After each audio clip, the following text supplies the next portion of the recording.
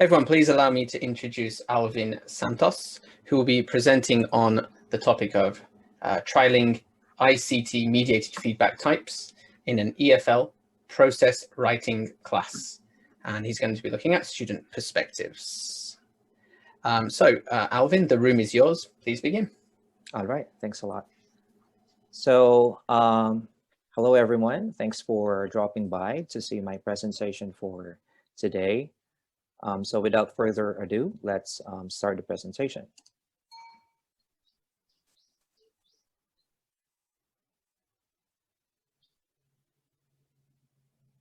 Okay, so first I'd like to give you a quick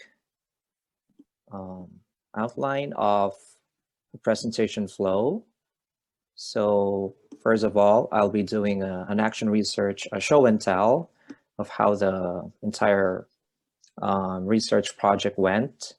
And number two is doing peer feedback via Google Docs and Sheets workshop.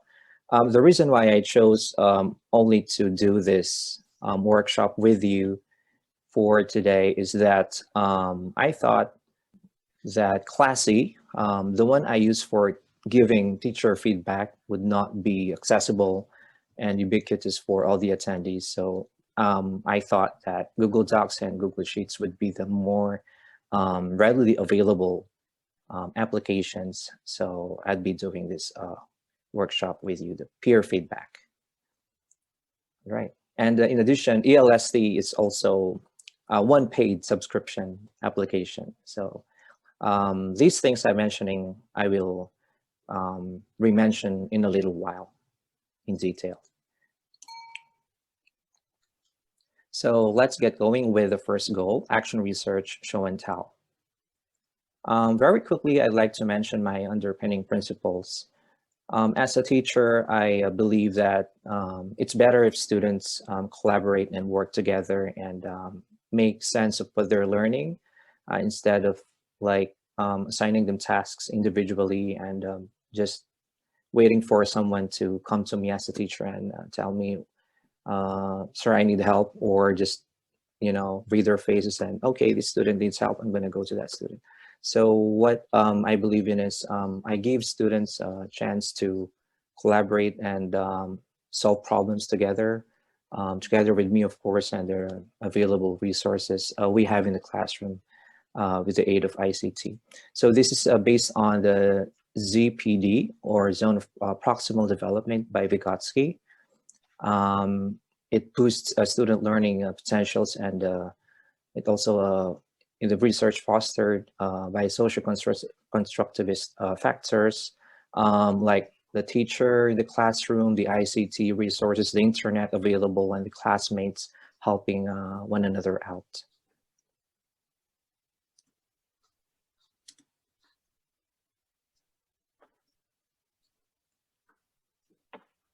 Sorry, I had to go back. Okay, another underpinning principle is the process writing by Graves. So this makes students realize their first draft may still be improved. I had this feeling before I started doing the research project inside the classroom that the concept of students is that once they are given a writing homework or assignment to do, once they turn it over to the teacher, their role is just to wait for the teacher to give them back the sheet of paper with their essay, with teachers' final marking. They're lucky if they'll be receiving some comments or feedback or markings on their work. So I would like students to see that writing may be improved a number of times, and it's just not teacher assigns, student does, and then student submits and teacher returns the paper with a final mark. So that's one thing that I wanted to focus on in doing this project. And also I wanted to integrate ICT tools because according to Imelda and others, they aid greatly student revisions, and I tried it in this research project. So the results will be shown later. Now, why trialing of all the ways to do this research project? because according to Wallace, it's the best way to test materials or approaches, specifically inside the classroom. And in doing trialing, both the processes or products may be trialed or both. Now, in this case, in the research project, so I did both. I trialed the process of using ICT in implementing a process writing approach. And also I looked at the products, the general mean scores difference between the first draft when they first wrote the essay, and then the final draft, how big the difference is, if any. And the final underpinning principle is action research. So it's a systematic dynamic framework. So I kind of employed it in this research project, and it works best with the working syllabus.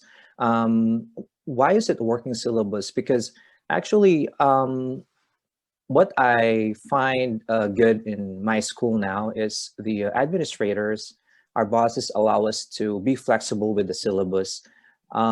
This course is actually, it's not like there's no textbook at all. Actually, there is a prescribed textbook by Maxed, and so students have it and they use it. But teachers are given freedom to do action researches such as this. You be flexible, you can make your some sort of alternative curriculum aside from the textbook prescribed, the Maxed prescribed textbook. It's up to you. Just let us know what's happening so we can give you support if needed. So I thought of action research because it works best with the working syllabus. I have a textbook and I have this process writing going on in one school year. So these are the research questions. There are actually 4. 3 are just similar in their initial stems. So how effective is, and then we have the 3 different factors that I've studied. AI generated feedback provided on the automated writing evaluation application of the ELST, or English Language Speaking and Testing, LMS. So it's a paid learning management system available here in Japan in improving students' essay rough drafts. The second one, same stem, how effective is this time teacher feedback provided on the questionnaire application of Classi LMS by Binesi, actually here in Japan, in improving students' essay revised drafts. Third one, so how effective is peer feedback, this time provided on Google Docs and Google Sheets, in improving students' essay final drafts. Well, as you can see, they might sound technical, but actually the reality is what happened was the names of these drafts, like first draft, revision, I just used them as working terms so that I would not be confused. Like while I was doing the work, oh, so revised draft will be for a Classi, or edited draft will be for Google Docs, so that I wouldn't be confused. But actually, there's no like very strict boundary. Oh, they should be editing because you're doing this. They should be like revising because you're doing this. So I didn't really do it really strictly in the sense like looking at the process approach, because actually it's dynamic, it's non-linear, you can go from one step to another. So I just use these terms for my reference, personal reference. And finally, how much did students' perspectives on automated teacher and peer feedback change after undergoing the study? Right, so moving on. So this is actually the actual action research design that I used in class. So there's pre-writing, which had prompting via Google Classroom. So even before the start of the study, like in the beginning of the school year, I already made a Google Classroom for each of my classes. So in this particular class where the action research was conducted, they're H2 students. So they're like second grade high school, senior high school. And they're divided into 8 sections from section A to section H. Student numbers ranging from around 34, 36 per class.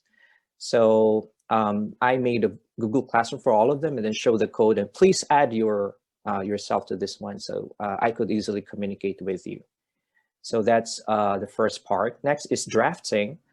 So this is now the AI feedback by ELST EMS. So I'm going to show you the screenshot later of Classi, how it looks like, and how I did the drafting phase over there. Next is revising. That's the teacher feedback via the Classi EMS. So I'm also going to show you the actual Classi interface because I still have an access for Classi because we use it at work for posting announcements in the morning before the morning meeting of teachers in the teacher's room. Going back, but for ELST, unfortunately, I just have a screenshot now because the school wasn't able to renew the contract. It just lasted for 1 year. Good thing I was able to do a research before it went away because it's a really nice service. Because ELST was used by Mayhaw School, school where I work for, because of Ministry of Economics grant in aid. So the school was able to get it for free. So students were able to enjoy using it. Moving on, we have editing peer feedback via Google Docs and Google Sheets. So this one, I'll try and do an actual workshop with you if you have your Google Sheets and Google Docs apps ready and your Google account ready. And finally, publishing via e-portfolio by Google Drive. So here, it's like instead of using the conventional portfolio, like a folder, and then it has like, you punch holes and then you compile it there, the conventional way of doing it, and students just keep on piling up their essay worksheets in the portfolio. So this is a digital one using Google Drive. So I'm also going to screen share later how I did this one and show samples of the actual final essays of students compiled on ePortfolio. Next. So as I mentioned, the research locale is in Mayhaw School. It's the name of the private high school in Western Tokyo. It's a once a week EFL, or English as a Foreign Language, composition writing course. So a total of 268 year 11 high school students divided into 8 sections were the respondents or the subjects of the study. And the study ran from September of 2020 until February of 2021 in the fall and winter terms. So the setup was like, as I mentioned a while ago, so we're using a textbook. So I still have to use that prescribed textbook. So it was like, now is week A, we use a textbook. Next week is week B, we do the study. So the reason for that is, so I have 1 week to look at their work, to look at their progress, because there are 268 students. If I will do it like this, for example, 4 consecutive weeks, action research, the process writing, and then the next 4 consecutive weeks will be all textbook. I'm afraid that I won't have enough time to look at all the 8 Google Classrooms of students with 34 to 36 students per class and looking at their work individually, how they're doing. So it was also a way of helping myself have some breathing room and also schedule efficiently which classroom am I going to enter for today, for this time, to look at the students' work. So and I found it effective. So what I did was alternatingly, so it was textbook and then the process writing, textbook and then the next process writing. So in addition, during the week when we're using textbook, so I can give them time, I can give them reminders to, oh, so have you seen your essay? What process are you doing now? I think you have to make follow up with your peer, with your partner. Okay, have you received enough peer feedback from your partner? Can you talk about it, etc.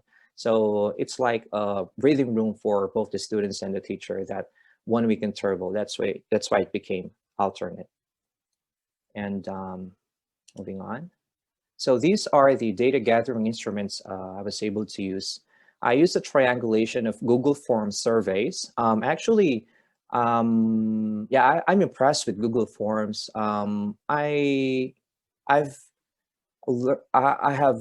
been using it for quite some time before doing this project, but this is the time doing this project like gave me really the chance to see the full potentials of Google Forms, like from asking students questions, which I could help to get their perspectives, and also using the analytics. It's going to automatically convert the information into numbers, so which enabled me to interpret the results of the research in a numerical way here. And another is essay drafts. So here I could compare if the students' drafts are improving or not along the way, or are they like backtracking, or instead of improving, is the performance decreasing or something to that effect. And finally, I used field observation notes, especially with, well, ELST and Classi, because I had to document the comments of students, which apps were they comfortable using, and which apps do they prefer more over the other.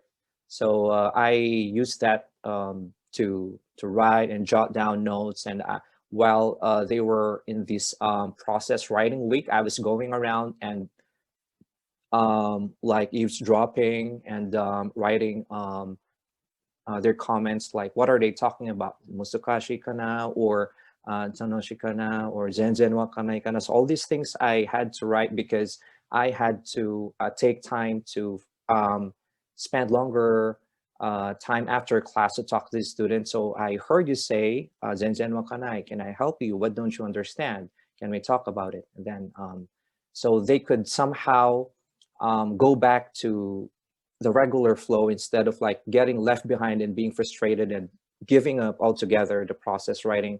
I want to see them that I want to show them that process writing, yeah, it takes time. It's not like an overnight approach. But you have to be patient, and the teacher is here to help you. So that's how helpful field observation notes were to me in this project. So moving on.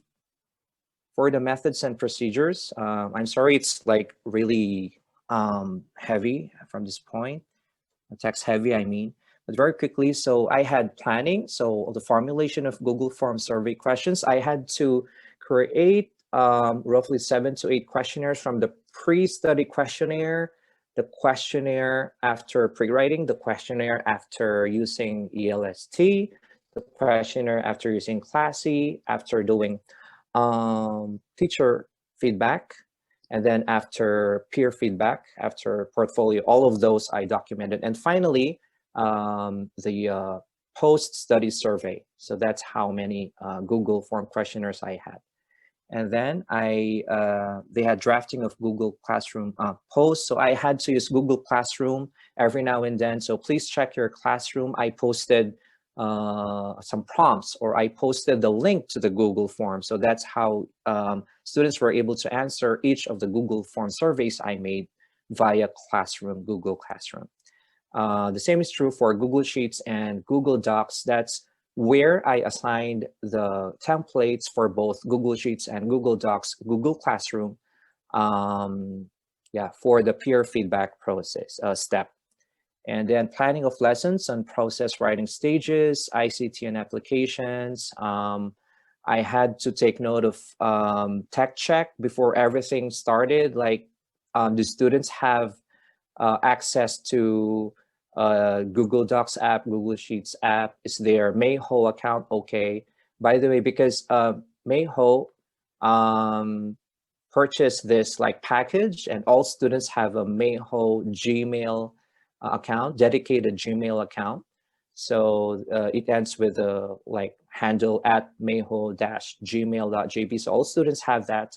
So they could access all GAFE or Google Apps for Education, which are included in the package that Beihua bought for the school.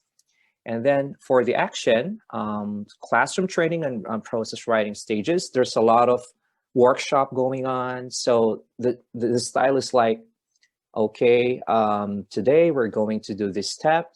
Please listen, I'm going to discuss. So it's direct instruction at first, and then there's a lot of modeling. So you can imagine as I'm explaining, so the Chromebook is connected on the projector screen, and okay, could we do it together? So could you please open this app? So I'll open it, and then they'll open it using their Chromebooks. And then, okay, let's do this step. So I'm gonna show them how to do it, like go to this page or application. So everything is like workshop based. It's like, I'll show you, you do it, and then later I'm going to go around to see if you're doing it right. If you have concerns, if you have problems, like can't connect to the internet or something, raise your hand. I'm gonna come to you and I'm gonna try and help you. If we can't figure it out after class, go to the teacher's office, we sort things out, ask for help or something. So that's basically the flow of the research project. So there was direct training, there were mini lessons and modeling and use of feedback types, especially well, with the AI feedback, ELST, and the teacher's feedback, Classi, they were just on the receiving end. So it's like turning your work, wait for the feedback, read the feedback, work on the feedback to make your essay better. But for the peer feedback step, it's like they're going to make the feedback themselves. So I figured that the peer feedback was the third of the 3 differentiated types, because I thought the exposure to the AI and the teacher feedback will give them a chance to see how is it to make feedback. It's like indirectly making a way for students to see, oh, so this is how feedback is given. So there's this spot for the good things, and then also mention things that could be improved. So somehow I was hoping they could do that. And true enough, when the step for the peer feedback came, it was a lot easier for them. I just had a very short mini lesson, maybe maximum 15 minutes, just to teach them the sandwich method of, okay, give a general view, what are the good things, what are the things for improvement, and with another general good ending. So it was easy for them to do the peer feedback because they were exposed to the feedback text of sort, okay, how to give feedback a couple of times before doing it on their own. Yeah, so in a little while, I'm going to reveal some more interesting findings about peer feedback. So next step is observation. So I had to document everything using field notes, monitor students, just like I mentioned, one-on-one retraining on peer need basis, as mentioned, because there were those students who just always say, Zen Wakanai. It's like even before starting the discussion for today's step, it's automatically Zen Wakanai. They're just the students who are just totally close to it. So you just have to be patient and talk to them just to make them realize, okay, I know it's tough for you, but no one's pressing you. You're not pressed for time. Take your time. We'll wait for you. We'll give you enough support if needed. Yeah, and fortunately, yeah, they were able to catch up along the way, those kinds of students. And then reflection. So the accomplishment of Google Form surveys by students. So this is my main source of the data to answer the first 3 questions in the research questions. Review of teacher observation notes for necessary adjustments. As I said, because it's a working syllabus, I use my field observation notes to look for points that I could improve moving on to the next step of the process writing. And finally, compilation of data via Google Analytics, okay, Google Forms.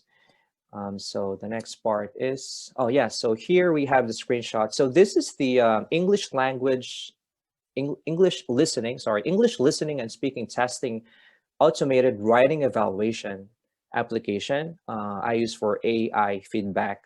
So unfortunately, again, it wasn't renewed, but yeah, when we had the application, it was like one of the like the prompts I gave them was, in your opinion, do you think that Tokyo Olympics should push through considering the situation here in Japan?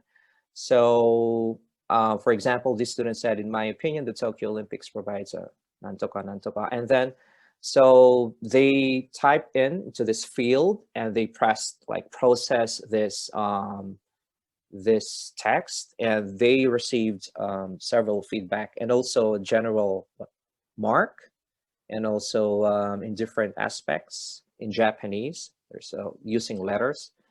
And after receiving this kind of feedback, I told the students, okay, so did you understand the comments from the AI? If there's something you don't understand, please ask me, let's talk about it. I'll try and explain, although it's in Japanese. And then I asked them to, okay, so now that you've seen it, you decide for yourself which feedback do you think will really help you in doing your next revision of your draft. So please decide. So I make them decide. Yeah, so the decision will be reflected on the next draft, whether they follow the ELST comments or not. Because sometimes in the field notes, there was one observation I took note of. Sometimes there are like not really useful comments from the ELST, from the EA feedback. For example, spaces. When you use double space, it's the comment's going to be like, the students interpreted it for me because it's in Japanese. They said, "Sensei, it says you didn't write in English language. It's like another language." Oh, so it's one drawback in the algorithm of this ELST.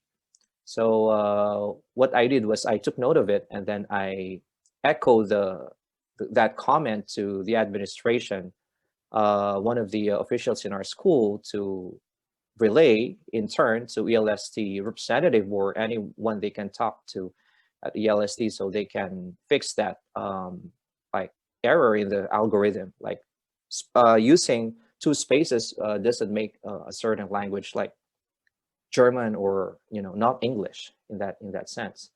So that's one of the noteworthy observations I had using the the field observation notes. Yeah, so this one is the first step.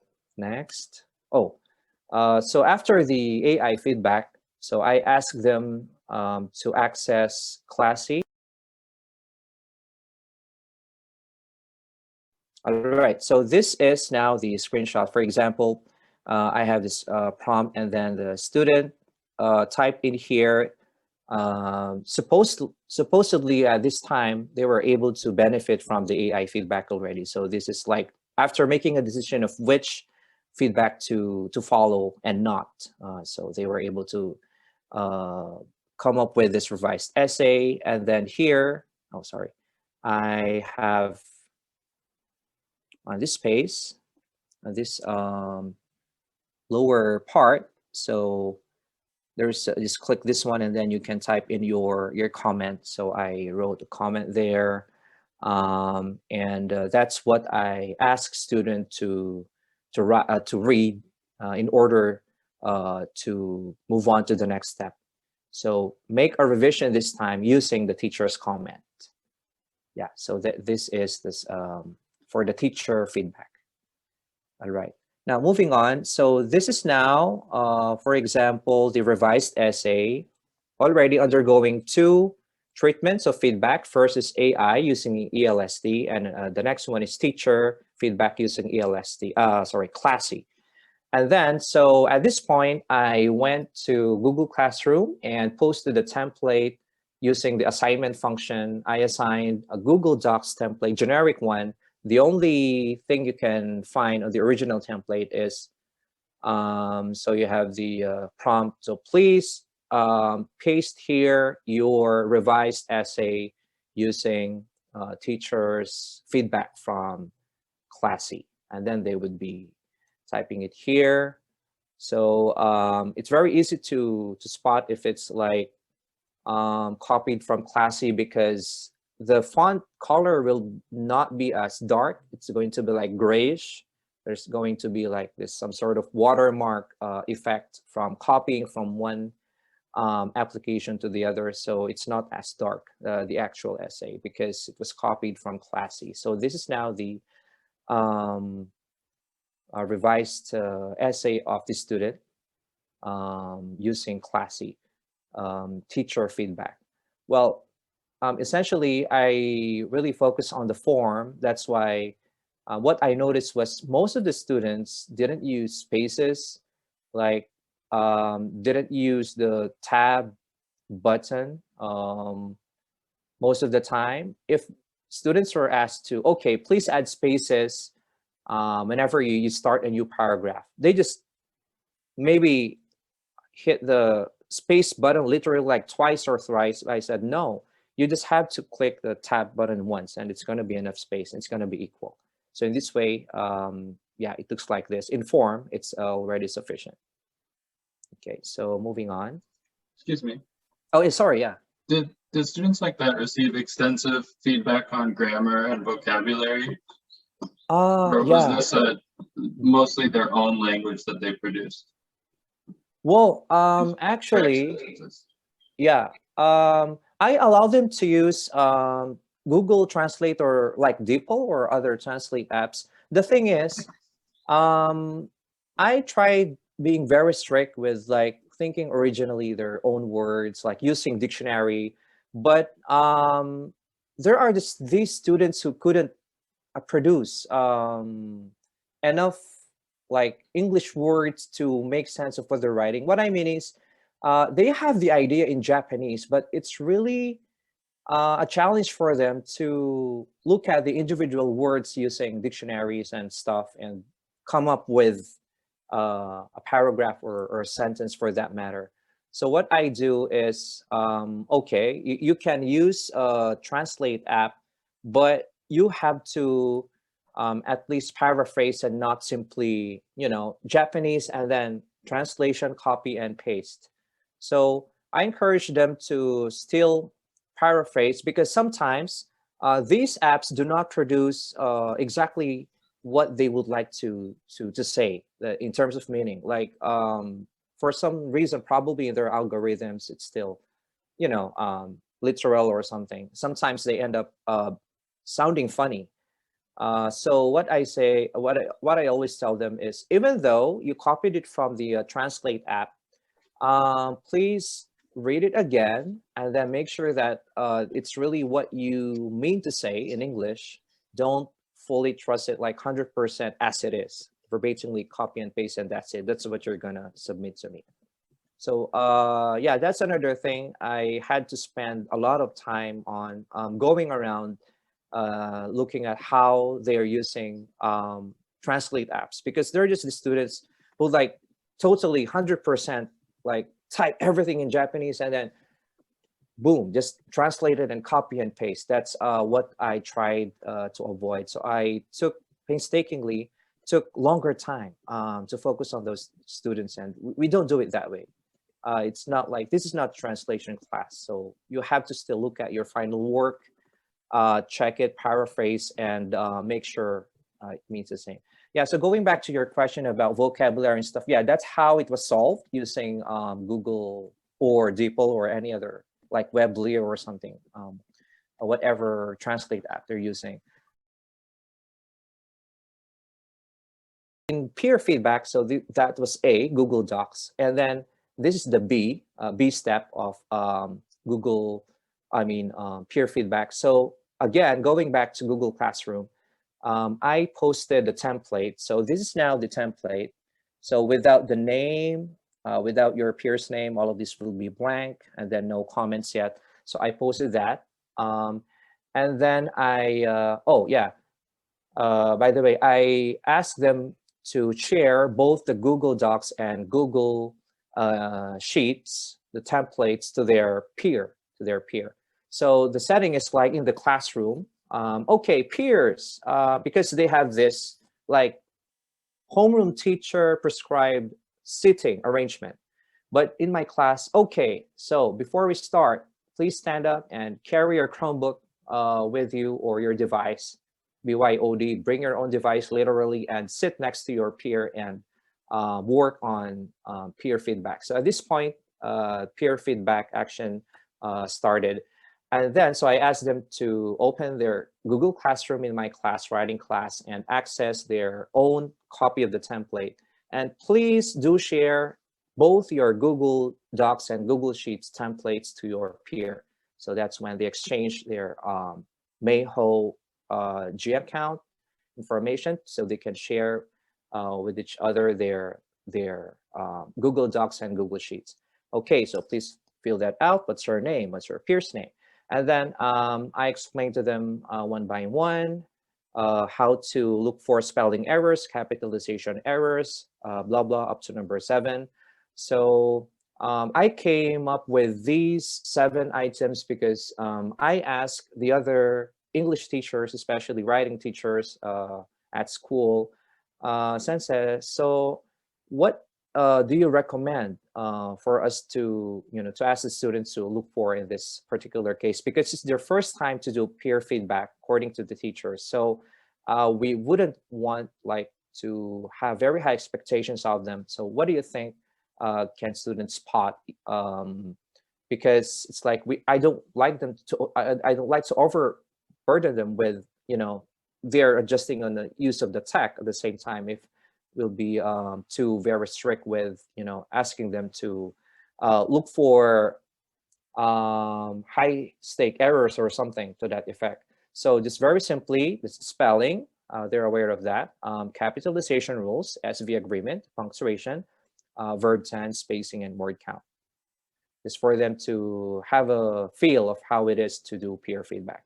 And then for number 8, I asked them to look for the best point of the essay, because at this point, I introduced a model for them to use in doing this like twice, as I mentioned earlier. First is the AI feedback, which had a good points and points for improvement. At the same time, teacher feedback. So I modeled it myself. I told them the good point of the essay and some points for improvement. So I expected them to do it on their own this time.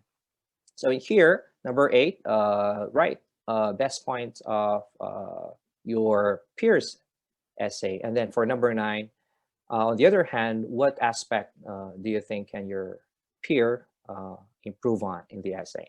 And finally, number 10, so it's your free writing space, whatever about the process is difficult or anything.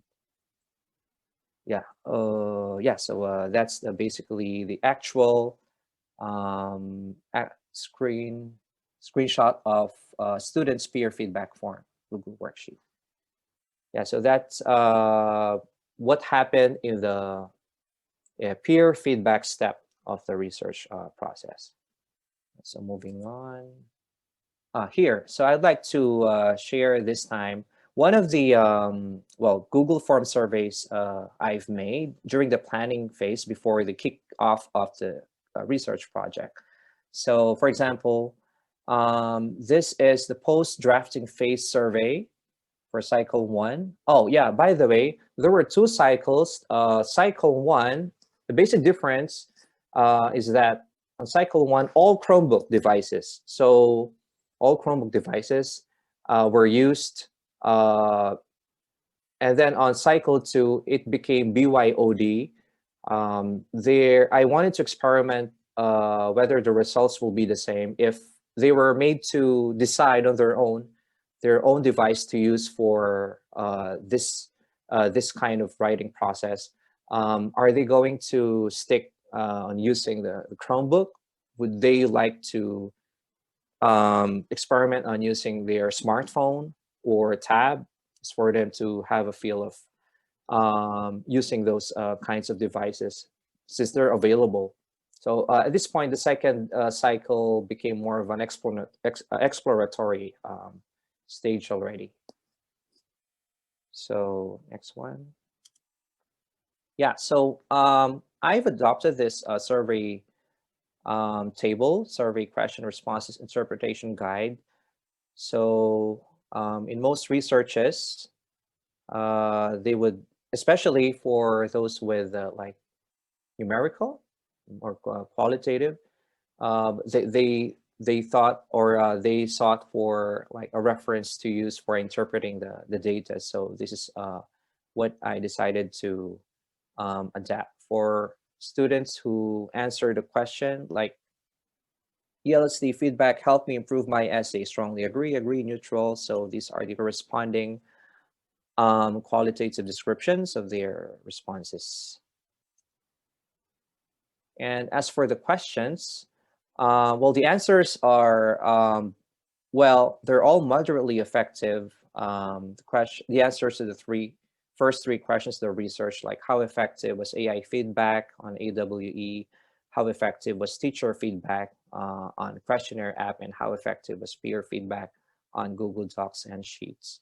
So it means that most of them answered this one. Since it's moderately effective, majority of the respondents chose agree. So that's why the answers are moderately effective. Well, how about the changes on students' perspectives on pre and post-study survey? Well, this is to answer number 4 question, if there are any differences. Well, interestingly, there was a big jump in terms of their openness to sharing opinions in written English, openness to receiving AI feedback. And I was actually surprised that their openness to receiving teacher feedback, but although it's just very minimal, it's slid down. So I was thinking, could the introduction of other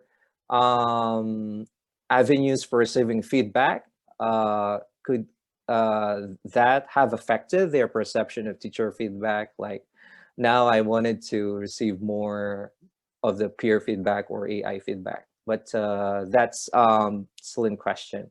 That conclusion I could not make. And then for openness to receiving peer feedback, so there was a big jump too. Openness to turning essay in online is also a significant jump. Well, in terms of the mean scores differences, as I mentioned, that's this is one of the triangulation, right? I mentioned, so I wanted to compare their mean scores. Well, of the 1, 2, 3, 4, 5, 6, okay, 8 classes. So overall, there was not so big, but there was an improvement of 1.18 points, like general mean scores for each classes. But noteworthy, I could say, is Class G, which had a big jump, 15.5 points improvement from the first draft to the final draft. Well, although this, I think, might still be investigated, but basing on grounded theory, I could say that the process writing could help or could best help students with low writing proficiency. I could say that because H2G, out of the 8 classes, they were really the struggling writers. Like, they had the most students making comments of Zen Makanai, or, you know, they would flat out refuse to write their opinions when given a prompt in class. So they were given the most substantial amount of time in terms of one-on-one sessions or meet me after classes to talk about it. And also, I spent the most number of time on this class in terms of helping them avoid 100% translation from Google Translate app to the worksheet that I asked them to use for turning in the essay. So that's why I could say, at least in this case, in this situation, that the process writing that was employed here was most beneficial for students with low writing proficiency. And these are the other interesting findings. For students with, well, as I mentioned, the first bullet. And another interesting finding I'd like to mention is student pairs with high writing proficiency provided more holistic local and global peer feedback, whereas student pairs with moderate to low writing proficiency provide mostly global feedback. So those who were already aware of like the rudiments of writing were able to point out the errors of their peers to help them improve it. But for those who had low writing proficiency, they provided general feedback like, "Oh, nice ideas," or "I like your ideas," or "I agree," or "I disagree." So to that effect. But with those with moderate to high writing proficiency levels, they provided a balance of local and global comments to their peers. And a noteworthy result stemming from the second cycle is in a bring your own device setting. 70% of the respondents used Chromebook still, 20% tried using smartphone, and only 10% used a tablet. Well, so when given a chance, this is like the ratios 7:2:1. So give it a chance to decide, what device to use. So in conclusion, I could say that AI, teacher, and peer feedback types were moderately effective in improving students' essay drafts. Students became more open to sharing opinion in written English using AI and peer feedback, and they're more open to turning in their essays online. And finally, students' overall mean scores had positive difference between the first and final essay drafts. Yeah, so also I had these recommendations, especially given to the administration of the school. So they could use them for improving instruction. Peer feedback should be fostered in an EFL writing class. Process writing approach may be further employed as an essay writing instructional framework, and a combination of AI, peer, and teacher feedback use should be maintained to give students multiple inputs for improving drafts. And also, I suggested to the administration that BYOD must be promoted to expose students to various digital writing modes and applications. So now, I'd like to give a very quick workshop on using Google Docs and Google Sheets for doing peer feedback.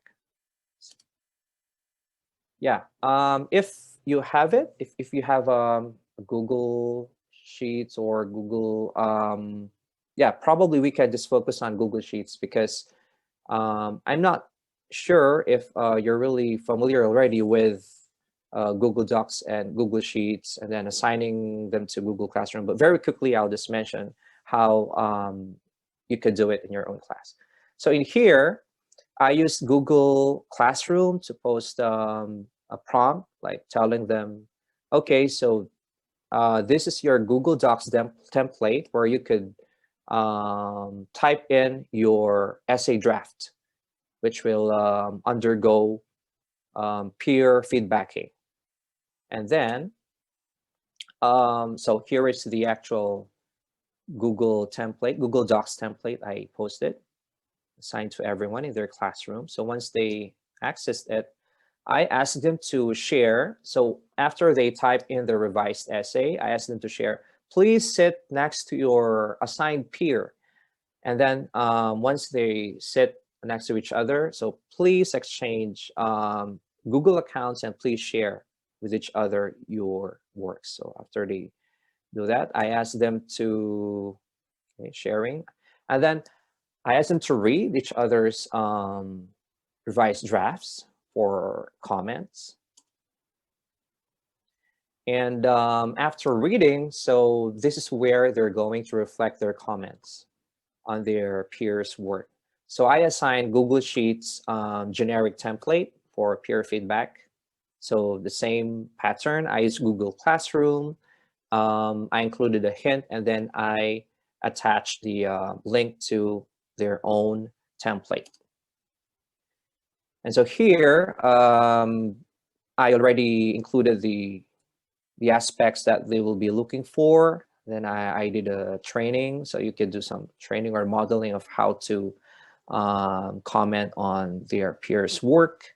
So just mark there are errors. Well, the thing is, for there are errors and there are no errors, if there is still one category with there are errors mark, that's what the peer is supposed to work on. So once from 1 to 7, there are all no errors, so the peer doesn't have to do anything. It means it was checked and it was thought to be okay on those aspects.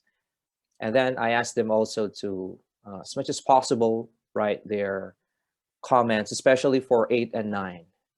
8 and 9. So please tell your peer what is the best point of the essay, and for 9, what is a point that can be improved in the essay. And finally, I encourage them to please say something about the process. Was it tough, difficult?